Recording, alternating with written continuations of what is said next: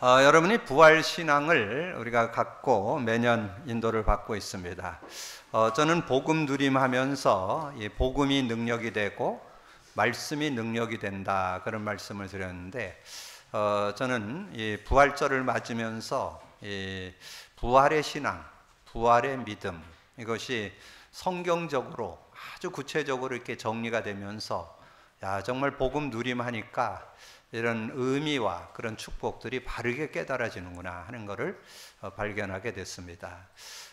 성경의 그런 저자들 중에 그런 평신도이면서 실제적인 하나님의 응답을 누렸던 그런 제자가 있는데, 그 제자가 누가입니다. 누가가 누가복음하고 사도행전을 기록했죠. 그래서 그 예수님의 그 공생애 동안 이렇게 함께했는데, 의사였죠. 직업이 의사였기 때문에 좀 다른 제자들보다는 더 세밀하게 예수님의 그 공생애를 좀 볼 수 있는 그런 모습이었는데, 그래서 예수님이 그 아기로 태어나는 그런 내용을 가지고 이제 선지자로 오셨음을 증거하기도 하고 그랬는데, 예수님이 십자가에 죽고 난 뒤에 이 따르던 제자들이 예수님이 우리가 추종하면서 이렇게 인도받았는데 왜 돌아가셨지? 그래갖고 실망해갖고 엠마오로 가는 그런 제자들이 예수님이 찾아오는 내용을 그 누가복음 24장에 기록하고 있습니다. 특별히 누가복음 24장 25절에 보면, 이르시되 미련하고 선지자들의 말한 모든 것을 마음에 더디 믿는 자들이요, 그리스도가 이런 고난을 받고 자기의 영광에 들어가야 할 것이 아니냐 하시고, 이에 모세와 모든 선지자의 글로 시작하여 모든 성경에 쓴 바 자기에 관한 것을 자세히 설명하니라. 엠마오로 가는 두 제자에게 설명을 하고, 그리고 연이어서 이제 제자들을 모아놓고 하는 이제 답을 준 내용이 44절에서 49절입니다. 그래서 그 내용을 여러분이 좀 깊이 상고해야 되는데요. 44절, 또 이르시되 내가 너희와 함께 있을 때에 너희에게 말한 바 곧 모세의 율법과 선지자의 글과 시편에 나를 가리켜 기록된 모든 것이 이루어져야 하리라 한 말이 이것이라 하시고, 이에 그들의 마음을 열어 성경을 깨닫게 하시고, 또 이르시되 이같이 그리스도가 고난을 받고 제3일에 죽은 자 가운데 살아날 것과 또 그의 이름으로 제사함을 받게 하는 회개가 예루살렘에서 시작하여 모든 족속에게 전파될 것이 기록되었으니 너희는 이 모든 일의 증인이라.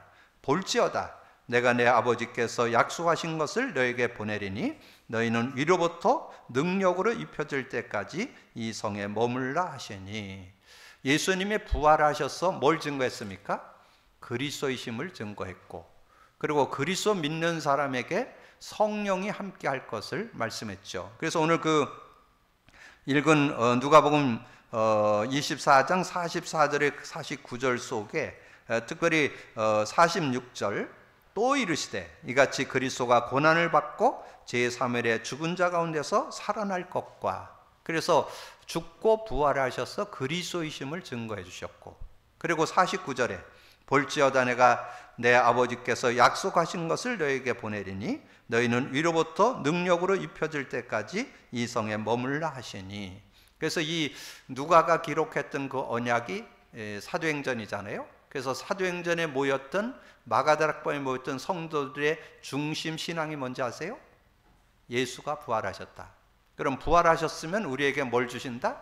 그리스도가 되시고 성령으로 역사하신다. 그래서 마가다락방에 모였던 성도들의 그 가슴에 언약이 있었는데 그리스도와 성령입니다.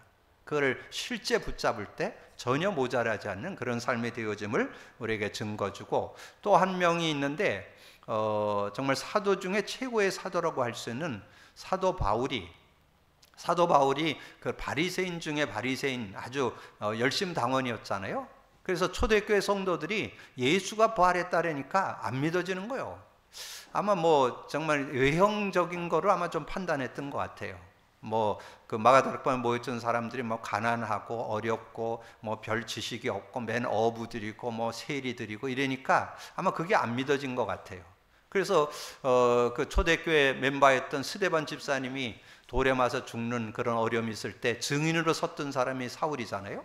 그땐 그 사울이 예수 믿는 자들을 막 그냥 감옥에 가두고 막 이랬는데 앞장섰던 사람이잖아요. 그래서 오늘도 이제 예수 믿는 사람을 잡아가려고 다메섹에 가다가 강한 빛이 내려 비치는 거예요. 그래갖고 눈이 어두워졌어요. 그러면서 소리가 들리는 거예요. 사울아 사울아 네가 왜 나를 박해하냐? 네가 왜 날 핍박하냐? 누구십니까? 나는 네가 박해하는 예수다. 근데 그때 이 사울이 답났어요. 아, 예수가 부활했구나. 근데 왜 그러냐면 이 사울은 그 구약 성경에 대한 지식이 아주 사실적으로 가지고 있던 사람이에요. 누군가 와서 죽고 부활하는 분이 그리스도가 되신다는 것을 이 사울은 익히 알고 있었습니다. 근데 부활의 주님을 직접 만나니까 아, 정말 예수가 그리스도 맞네? 확인하게 됐죠. 그리고는 사도 바울이 깨달은 게 뭐예요? 고린도전서 2장 6절에서 15절에 성령에 대한 아주 실제적인 걸 깨달았잖아요. 이 성령이 어떤 것이냐? 세상 지혜가 아니고 이 통치자 지혜도 아니고 하나님의 지혜라고 그렇게 깨달으면서 이 성령에 대해서 아주 세밀하게 이렇게 깨닫게 됐잖아요. 그래서 이 사도 바울은 정말 예수가 그리스도구나. 그리고 예수가 정말 성령으로 함께 하시는 그런 축복이 있구나. 이거를 그래서 이 내용을 아주 심플하게 정리한 것이 고린도전서 15장입니다. 여러분 고린도전서 15장은 여러분 나중에 여러분 집에서 한 서너 번 읽어보세요. 그래서 특별히 거기에 3절 4절에 나오죠. 내가 받은 것을 먼저 너에게 전하였으니 이는 성경대로 그리스도께서 우리 죄를 위하여 죽으시고 장사 지낸 바 되셨다가 성경대로 사흘 만에 다시 살아나사. 그래서 게바에게도 보이고 제자에게도 보이고 만삭되지 못한 나에게도 보이셨다. 그래서 예수가 그리스도다. 그래서 예수가 그리스도 되심을 이 부활의 주님을 만나면서 아주 실제로 확증하게 되는 그런 모습이 나오죠. 그러면서 아주 논리적으로 정리를 했어요. 20절에 보면 그러나 이제 그리스도께서 죽은 자 가운데서 다시 살아나사 잠자는 자들의 첫 열매가 되셨다. 그래서 부활의 생명을 주시고 부활의 축복이 있음을 말씀해 주고 22절에 아담 안에서 모든 사람이 죽은 것 같이 그리스도 안에서 모든 사람이 삶을 얻으리라. 그러면서 45절에 중요한 말씀을 주십니다. 45절에 보면 그렇게 말씀했죠. 기록된 바 첫사람 아담은 생명이 되었다 함과 같이 마지막 아담은 살려주는 영, 우리의 영을 살려주는 그런 축복을 주신다는 거죠. 그래서 여러분이 예수 믿을 때 생명, 성령을 소유하게 되잖아요. 성령을 얻게 되는 그런 응답이 있잖아요. 그래서 정말 저는 오늘 부활절에 이 말씀이 너무 심플하게 딱 정리가 되는 거예요. 예수님이 부활하셔서 그리스도이심을 증거해 주셨구나. 그리고 부활하셔서 우리에게 영원한 생명, 생령을 주셨구나. 성령으로 함께하는 은혜를 줬구나. 그래서 우리가 지금 복음 누림이라는 콘텐츠 가지고 고백 선포하는데 우리가 잘하고 있구나. 이걸 확인하게 되잖아요. 우리의 신앙이 뭐라고요? 부활신앙. 살아있는 신앙생활이라는 거, 실제 복음의 능력 갖고 사는 그런 축복을 오늘 부활절을 맞아서 확실하게 다시 한번 정리할 수 있잖아요. 그래서 여러분 마음속에 딱 그 두 요절 이렇게 문장을 정리해 놓으세요. 누가복음 24장 44절에서 49절, 그리고 고린도전서 15장 3절 4절과 45절, 이걸 이렇게 정리해 놓으시면 여러분 실제적인 그리스도와 이 복음의 능력 안에 성령 안에 살아가는 그런 축복을 실제 누리고, 오늘 다시 한번 이제까지도 여러분이 누리면서 살았지만 앞으로 복음 갖고 여러분의 삶을 완전 승리하는 축복된 삶이 되기를 주님의 이름으로 축복합니다. 그래서 정말 저는 오늘 부활절이 새롭게, 정말 우리 신앙이 성경을 근거해서, 제가 이걸 이렇게 깨닫다 보니까 뭐가 깨달아지느냐 하면 그 사복음서를 쓴 제자 중에, 그런 저자 중에 누가가 정말 그 부활에 대한 것을 증거해 주시고, 그리고 13권이라고 하는 서신서를 쓴 사도 바울이 증거한 그 내용이니까 얼마나 확실해요.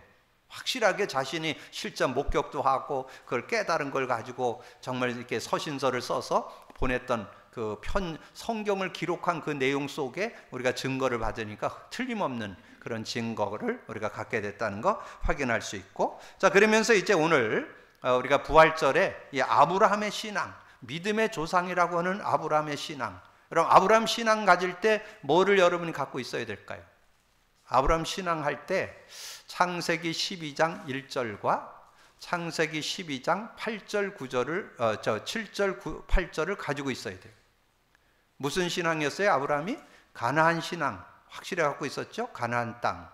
가나안 신앙이 뭐라고요? 메시아. 그것은 창세기 3장 15절을 잡았다는 의미예요. 그리고 7절 8절에 여호와께서 아브라함에게 나타나 이르시되 내가 이 땅을 네 자손에게 주리니 하신지라. 자기에게 나타나신 여호와께 그가 그곳에서 제단을 쌓고 거기서 베델 동쪽 산으로 옮겨 장막을 치니 서쪽은 베델이요 동쪽은 아이라. 그가 그곳에서 여호와께 제단을 쌓고 여호와의 이름을 부르더니. 그러니까 이 아브라함의 신앙이 뭐냐? 메시아 신앙, 피 언약 확실하게 갖고 있었다는 거예요. 그 메시아 신앙을 갖고 있었다는 것을 나중에 예수님이 증거합니다. 예수님이 요한복음 8장 56절에 너희 조상 아브라함은 나의 때 볼 것을 즐거워하다가 보고 기뻐하였느니라. 이 메시아 언약을 확실하게 갖고 있었던 사람이라는 거예요. 누가? 아브라함이. 그거를 예수님까지도 증거해 줬어요. 근데 그 아브라함이 가지고 있던 그 피의 언약의 의미를 이 히브리서를 통해서 증거해 줬어요. 그러니까 메시아라는 의미는 앞으로 메시아 그리스도가 와서 십자가에서 그 일을 이룬다는 내용이잖아요. 근데 그 내용을 어디에서 증거했냐? 히브리서를 통해서. 그래서 우리가 늘 말씀드렸던 히브리서 10장 19절 20절, 히브리서 9장 11절 12절, 히브리서 2장 14절 15절. 제가 그 내용을 2절씩인데 다 쓸 수 없어서 여러분 주보에는 한 절씩만 읽게 했는데 여러분 성경을 찾든지 나중에 한번 확인해 보세요. 히브리서 10장 19절 20절. 그러므로 형제들아 우리가 예수의 피를 힘입어 성소에 들어갈 담력을 얻었나니 그 길은 우리를 위하여 휘장 가운데 열어놓으신 새로운 살 길이요 휘장은 곧 그의 육체니라. 예수님이 십자가의 죽으심으로 하나님께로 나아가는 길을 열었다는 거예요.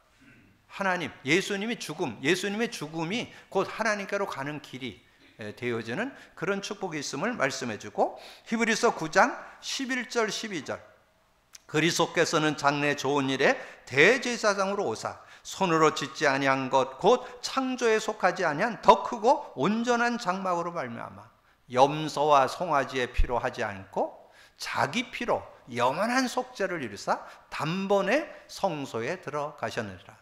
그의 피, 구약에 많은 양을 잡았잖아요. 양의 피를 가지고 제사함을 받고 하나님 만나고 사단을 꺾고 하는 그런 은혜를 누렸는데, 이 자기의 피로 영원한 속죄, 원죄, 조상죄, 여러분의 그 우상 숭배죄, 자범죄, 이 모든 죄를 담당했다는 거예요. 죄를 담당하는 그 피로 모든 죄를 사해 주시는 그런 은혜를 주셨다는 것을 말씀해 주죠. 그러면서 2장 14절 15절 자녀들은 혈과 육에 속하였으며 그도 또한 같은 모양으로 혈과 육을 함께 지니심은 죽음을 통하여 죽음의 세력을 잡은 자 곧 마귀를 멸하시며 또 죽기를 무서워함으로 한평생 매어 종노릇하는 모든 자를 놓아주려 하심이니. 죽음을 통하여, 여러분 영적으로 죽어 있었죠? 죽어 있을 때는 마귀의 종으로 살아갑니다. 완전 마귀의 노예로. 그래서 예배서 2장 2절에 나오잖아요. 이 세상 풍속을 통해서 공중권세점을 짜놨더니 마귀 종으로 살아가는 우리를 거기서 놓아주려고, 거기서 놓아주고 거기서 해방시켜주고, 그걸로 끝나지 않죠? 예수 그리스도 이름 가지고 마귀 권세를 꺾고 승리하고, 또 우리에게 있는 성령의 능력 가지고 마귀 권세를 꺾으면서 살아가는 그런 은혜를 주셨잖아요. 그래서 이 구약 성경을, 그 메시아의 의미를 아주 집약한 내용이 히브리서 10장 19절 20절, 히브리서 9장 11절 12절, 히브리서 2장 14절 15절 이렇게 정리를 하고, 그러면서 이제 아브라함의 신앙을 우리가 좀 점검해 볼 필요 있겠죠. 아브라함이 창세기 13장, 창세기 15장, 창세기 17장을 통해서 그 신앙을 이렇게 좀 체크해 볼 수 있습니다. 아브라함이 어떤 여정으로 신앙생활을 했는지 우리가 찾아볼 필요가 있겠죠. 그래서 첫 번째는 아브라함의 선택.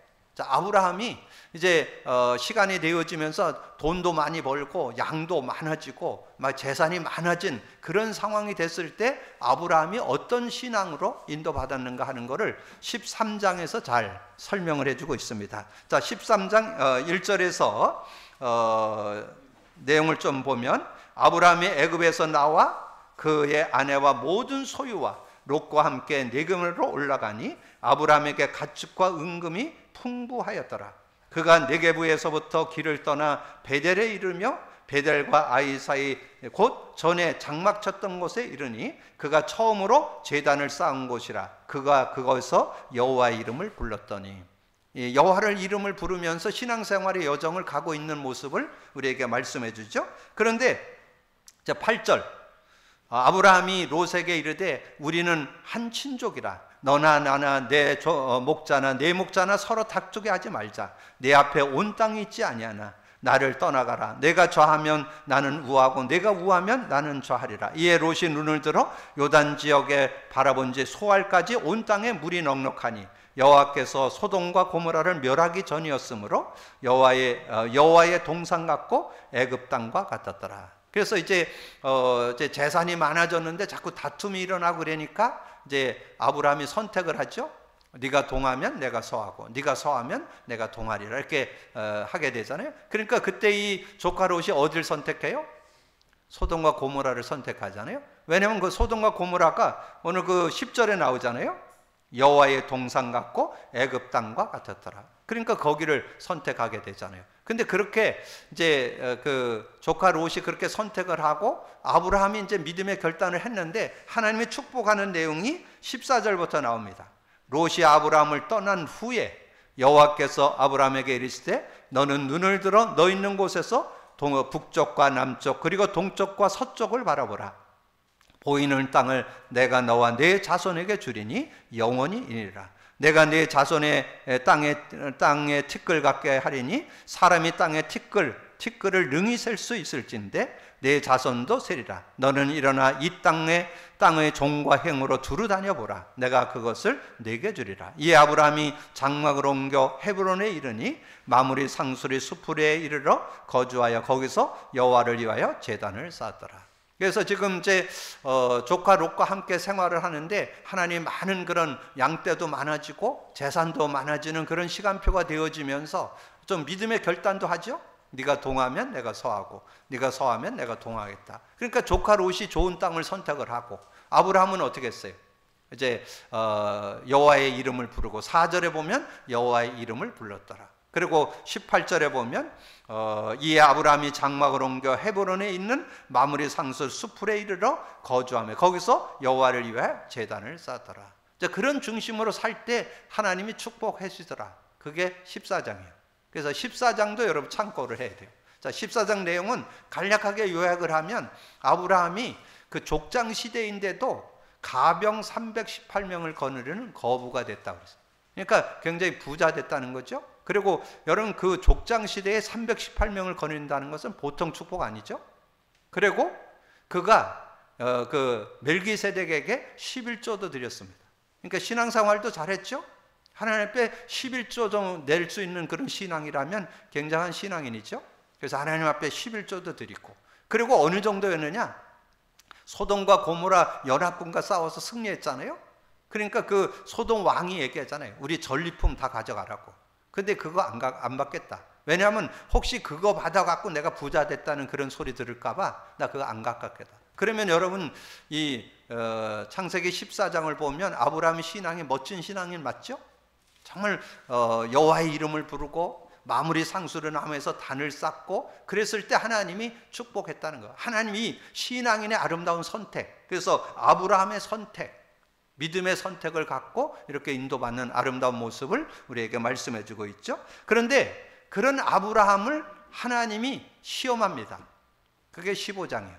15장에 여호와께서 아브라함의 언약을, 정말 그 언약을 제대로 갖고 있는지 그거를 시험하는 내용이 15장에 나옵니다. 15장에 가보면 그렇게 말씀했어요. 이후에 여호와의 말씀이 환상 중에 아브라함에게 임하여 이르시되 아브라함이 두려워하지 말라. 아브라함이여 두려워하지 말라.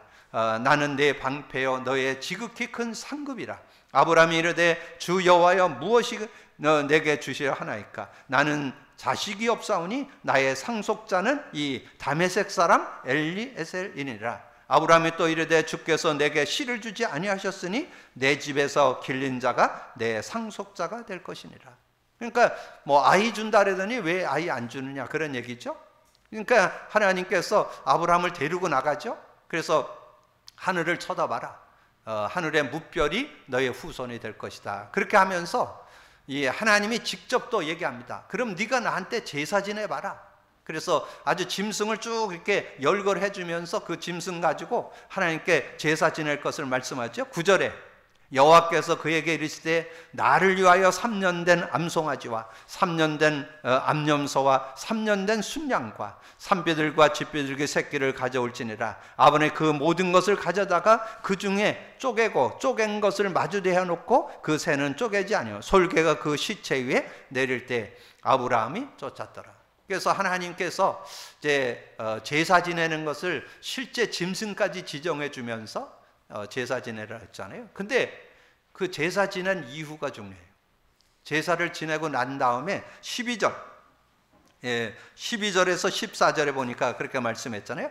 해질 때에 아브라함에게 깊은 잠이 임하고 큰 흑암과 두려움이 그에게 임하여 있다니. 요게 복음 못 누리는 상태예요. 복음은 갖고 있는데 깊은 잠이 들었는데 흑암이 덮쳤다. 사단에 영향받는다는 거예요. 그리고 두려움이 그에게 임했다. 두려움 해소 못하는 거예요. 두려움 해소. 여러분 언약 갖고 있어도 복음 갖고 있어도 이 자꾸 흑암에 유혹받게 되고 자꾸 이 두려움 자신의 어떤 정신적인 부분이잖아요. 그러면 어떤 것들을 해소 못하는 그런 모습. 그래서 결국은 어떻게 돼요? 그 결과로 13절에 여호와께서 아브라함에게 이르시되 너는 반드시 알라. 네 자손이 이방에서 객이 되어 그들을 섬기겠고 그들은 400년 동안 네 자손을 괴롭히리니 그들이 섬기는 나라가 내가 징벌할지며 그 후에 네 자손이 큰 재물을 이끌고 돌아오래. 그 후손까지도 어려움 당할 것을 말씀하잖아요. 그래서 여러분 기억하세요. 여러분 복음 누리시고 여러분이 복음 누려야 여러분 자녀들도 복음 누릴 수 있어요. 여러분 자녀들은 가르쳐 갖고는 안 돼요. 본을 보여야 돼요. 자녀들은 여러분이 아무리 말해 갖고는 변화가 없어요. 여러분이 직접 본을 보고 그 다음에 여러분 직접 맛을 보고 얘기를 해야 돼요. 체험한 거는 통해요. 근데 체험 안 하고 이론과 지식은 그 영향을 주질 못해요. 실제 누리고 증인들 되어지기를 주님으로 축복합니다. 그런데 아브라함의 인생은 계속돼요. 15절 너는 장수하다가 평안히 조상에게 돌아가 장사될 것이요 내 자손은 4대 만에 이 땅으로 돌아오리니 이는 아모리 족속의 제약이 아직 가득 차지 아니함이라 하시더니 해가 져서 어두울 때 연기가 나서 화로가 보이며 타는 횃불이 쪼갠 고기 사이로 지나더라. 근데 이제 여러분이 아브라함이 언약을 누리지 못하는 내용이 어디에 나와요? 16장에 나오잖아요. 16장에 어떻게 나와요? 그 아내 사레가 얘기하잖아요. 당신 지금 86세고 나는 76세인데 10살 차이잖아요. 근데 아마도 하나님께서 아이 준다 그랬더니 아이 안 주는 것 같다. 우리 애굽에서 데려온 하갈을 취해서 애 낳았으면 좋겠다. 그러니까 이 아브라함이 하갈을 취했고 덜커덕 아이를 낳았어요. 그 이름이 이스마엘이잖아요. 그렇게 해서 덜커는데 여러분 그 성경 읽어보세요. 여러분이 뭔가 육신적인 생각을 하고 인본지를 쓴 거는 결국은 아픔이 나옵니다. 사례는 그것이 가정을 회복하고 가정이 행복을 찾아올 줄 아는데 가정에 분란이 일어나는 거예요. 이 완전히 하갈이 아이 낳고는 이 주인 사례를 무시해버리는 거예요. 그래갖고 막 갈등이 나서 도저히 살 수가 없어. 그래서 아브라함께 부탁했잖아요. 하갈과 이스마엘을 쫓아내라.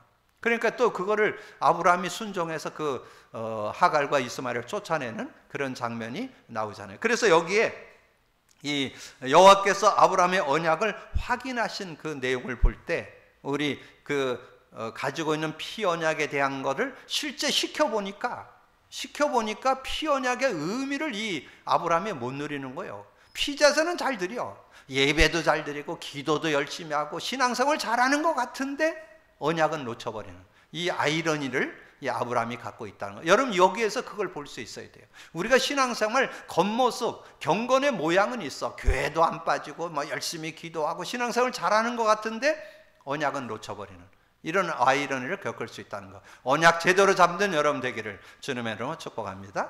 그러면서 하나님의 할례 언약을 주십니다.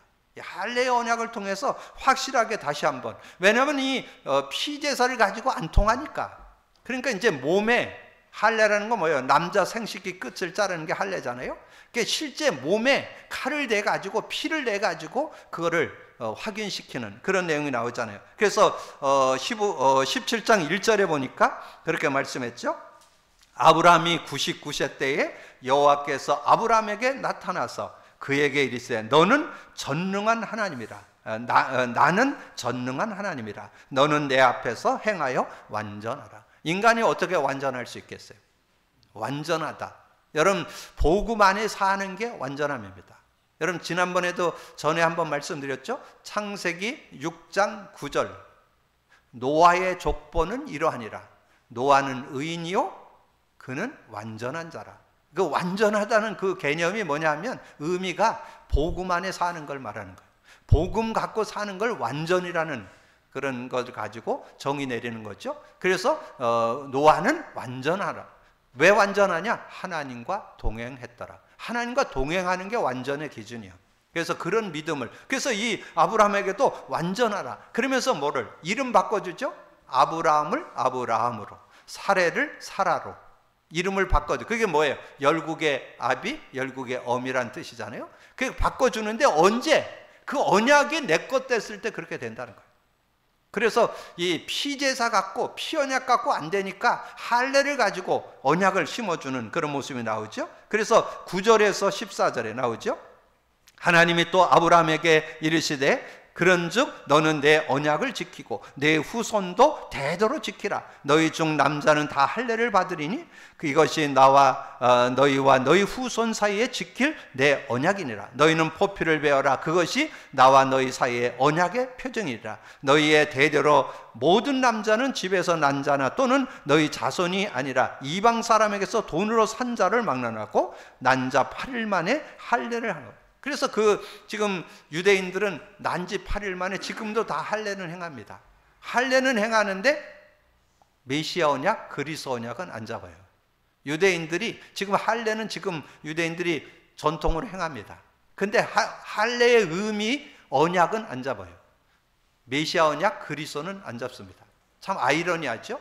우리가 이 언약 속에 있다고 하면서도 그 언약을 놓치는 그런 모습이 되어질 수 있다는 거죠. 그래서 그 언약을 실제 언약으로 잡도록 23절부터 이에 아브라함이 하나님이 자기에게 말씀하신 대로 이날에 그 아들 이스마엘과 집에서 태어난 모든 자와 돈으로 산 모든 자 곧 아브라함의 집사람 중 모든 남자를 데려다가 그 표피를 베었으니 아브라함이 그의 표피를 벤 때는 99세였고 그의 아들 이스마엘이 그의 표피를 벤 때는 30세였더라. 그날에 아브라함과 그의 아들 이스마엘이 할례를 받았고 그 집의 모든 남자 곧 집에서 태어난 자와 돈으로 이방 사람에게서 사온 자가 다 그와 함께 할례를 받으니라.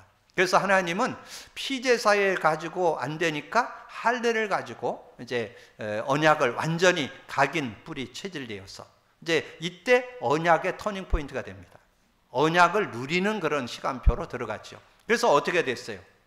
그래서 18장에 보면 그렇게 아이 낳으려고 소원했지만 아이를 못 낳다가 할례 언약이 내 것 되어지는 그 시간표 속에 하나님께서 아이를 허락하죠.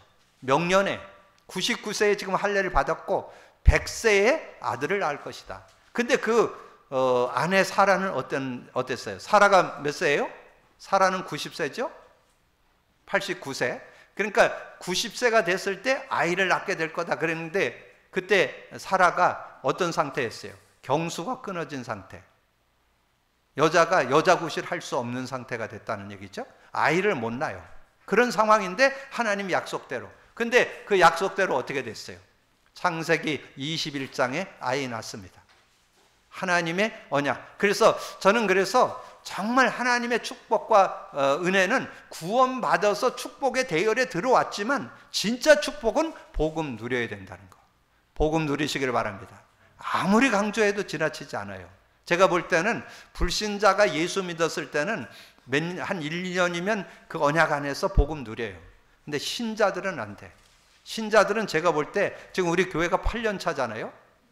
복음 누림 8년 차인데 아직도 긴가민가 하는 사람들 좀 있는 것 같아요. 그 언약 안 잡는 사람들 교회 떠났잖아요. 정말 언약 안에 있지 않으면 여러분 승리 못합니다. 복음 누리셔야 승리합니다. 오늘 다시 한번 복음 누림 확실하게 언약으로 잡는 날이 되기를 주님으로 축복합니다. 그래서 언약으로 딱 들어오니까 그때부터 이 아브라함의 삶은 아주 승승장구합니다. 그렇게 해서 여러분 잘 아는 대로 18장서부터 20장까지 내용이면 소돔과 고모라 멸망 나오잖아요. 그 소돔과 고모라 멸망 속에서도 아브라함이 영안을 뜨니까 그 소돔과 고모라 멸망을 하나님이 알려주잖아요. 그 소돔과 고모라를 멸망시킬 거다. 근데 거기에 의인 50명만 있어도 그렇게 하겠습니까? 아니다. 45명만 있어도 40명, 30명, 20명, 의인 10명. 소돔과 고모라 왜 명하는지 아세요? 의인 10명이 없어서. 그 조카 롯이 그 소돔과 고모라 들어갔는데 아무도 복음을 못 전한 거예요. 지 혼자도 못 살아남았으니까. 어떻게 됐어요?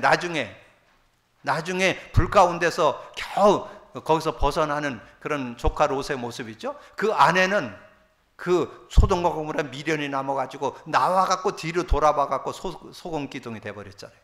자, 그런 모습들. 자, 이런 상태들을 우리가 생각하면서 좀 인도받을 수 있어야 되고, 그리고 창세기 22장에 뭐예요?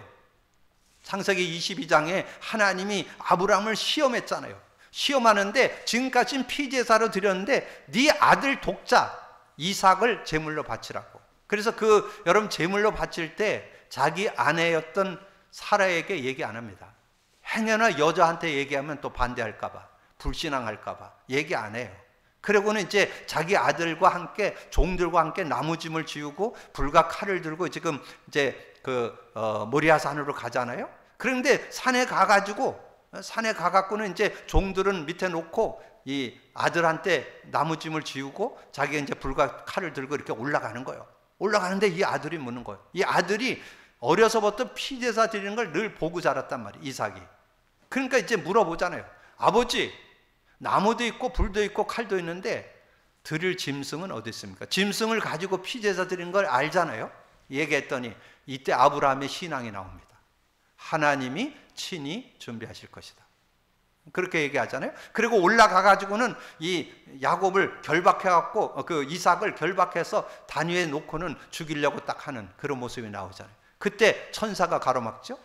그때 수양이 준비돼 가지고 이제 그 수양을 가지고 이삭 대신 제물로 바치는 그런 장면이 나오잖아요. 그래서 시험을 통과하게 되니까 다시금 너로 인해서 내 후손이 어떻게 될 거, 그 축복하는 내용이 쭉 그 뒤에 이렇게 정리돼서 나오죠. 그러면서 아브라함은 창세기 17장이 어떤 신앙의 터닝 포인트예요. 창세기 75세, 창세기 12장에 들어왔을 때가 75세였잖아요. 불신자였다가 이제 가나안 땅에 들어온 게 신앙을 시작한 거잖아요. 그리고 24년 동안 뭔가 언약은 가지고 있지만 내 거는 안 돼 있어요. 그 언약이 내 것 되어지는 것이 99세, 24년 걸렸다는 거 여러분 기억하시면서 얼만큼 이 언약이 내 것 되어지고 삶의 누림이 되는 게 어려운가를 우리에게 잘 말씀해 주는 거죠. 그래서 여러분 다시 한번 언약 잡고 믿음으로 누릴 수 있는 여러분이 되기를 주님으로 축복합니다. 그래서 이 창세기 17장에 언약을 누리는 그 시간표가 되면서 18장, 19장, 22장, 24장 1절에 가보면 아브라함에 대해서 그렇게 설명을 해줬어요. 7장에 24장 1절에 보니까 아브라함이 나이가 많아 늙었고 여호와께서 그에게 범사의 복을 주셨더라. 나이가 있어도 상관없어요. 그래서 저는 정말 복음 누림 속에 있으면 이 실버 시대를 멋지게 살 수 있다. 보통 실버 시대를 70대부터 100세를 얘기하는데 실버 시대를 얼마든지 멋있게 승리할 수 있다고 저는 확신합니다. 뭘로? 복음 누림으로. 복음 누림 가지고. 그리고 실버뿐만 아니라 저와 여러분 모든 성도들이, 모든 우리 후대들, 자녀들까지도 저는 복음 누려야 이 시대에 승리할 수 있다고 저는 확신합니다. 여러분, 그런 믿음 갖고 누릴 수 있는 여러분이 되어지시기를 주님의 이름으로 축복합니다. 그러면서 창세기 25장에 가보면, 특별히 25장 7절에 보면 아브라함이 하나님의 부름을 받게 되는 그 시간표가 나오는데, 그 시간표 속에 보면 나이가 나와요. 175세. 25장 7절에 보니까 그 나이가 정확하게 나와요. 아브라함의 향년이 175세라. 아브라함이 언제 죽었냐? 175세. 그럼 여러분 숫자 나오죠? 75세에 가나안 땅에 들어왔으니까 100년의 신앙생활. 근데 100년의 신앙생활, 언약 안에 들어왔음에도 언약이 내 것 되는데 24년 걸렸다는 거예요. 여러분 그 인지하셔야 돼요. 그리고 75년은 믿음으로 복음 누리면서 살았죠. 복음 100년의 신앙생활 속에 76년은 복음 누렸고 24년은 복음 갖고 못 누린 삶이었다는 것을 우리가 정리해 볼 수 있잖아요. 그래서 오늘 이 아브라함의 신앙 이렇게 한번 정리해 볼 때, 아브라함의 선택, 정말 하나님 앞에 여호와의 이름을 부르고 단을 쌓고 그러면서 뭐 하나님의 축복도 받았고 11조도 드리고 뭐 많은 은혜를 누렸어요. 그리고 하나님께서 여호와께서 아브라함의 언약을 확인하는 그런 시간도 있었잖아요. 그 시간 속에 하나님 앞에 단은 쌓는데 이 흑암과 두려움은 해소를 못하는 이런 안타까운 모습이 우리의 모습 속에도 있을 수 있잖아요. 우리는 어떤 신앙이 내야 돼요? 정말 언약 가지고 그 언약을 누리는, 그래서 터닝 포인트가 됐던 할례의 언약 속에 하나님의 응답 속으로 들어갔던 것처럼 오늘 이후로 여러분 신앙의 복음 누림으로 신앙의 참 터닝 포인트가 되는 축복의 날이 되기를 주님으로 축복합니다. 오늘 부활절이잖아요. 저는 서두에 말씀드린 대로 부활절 신앙에 대해서 정말 그리스도 제대로 알고 믿는 게 부활절이구나, 성령의 능력을 믿는 게 부활절이구나, 이게 깨달아지고 그거 증거에 대해서 확실한 증인, 누가가 증인이잖아요. 확실한 증인 바울, 그 증거를 우리가 가지고 나도 그렇다면 누가처럼, 나도 바울처럼 확실한 언약 가지고 살아야 되잖아요. 그 언약을 잡았던 초대교회처럼 그 언약 안에서 승리하는 신앙인이 돼야 되겠다. 그리고 아브라함의 신앙을, 여정을 볼 때 100년의 신앙 속에 76년의 그 누림을 가졌던 것처럼 우리도 남은 생애 동안 누림의 신앙, 복음 갖고 실제 누리는 신앙 돼야 되겠다. 언약 가지고 승리하는 여러분 되기를 주님의 이름으로 축복합니다. 주님 감사합니다. 오늘도 귀한 은혜를 주시고 또 귀한 말씀 나눌 수 있도록 은혜 주신 거 감사합니다. 듣고 나는 말씀을 언약으로 잡되 오늘 부활절에 부활의 신앙, 부활의 믿음, 그리스도와 성령을 실제로 믿고 그 은혜 속에 들어가야 되겠는데, 아브라함을 통해서 언약을 어떻게 잡고 누렸는가를 우리가 점검해 보면서 우리도 아브라함처럼 24년의 불신앙의 신앙이었는지, 언약을 갖고도 못 누리는 신앙이었는지, 아버지는 76년의 누림의 신앙이었는지 우리 자신의 신앙을 점검해 보고 하나님 앞에 사는 우리 모두가 될 수 있도록 역사해 주옵소서. 감사하고 주님 예수 그리스도 이름으로 기도하옵나이다. 아멘.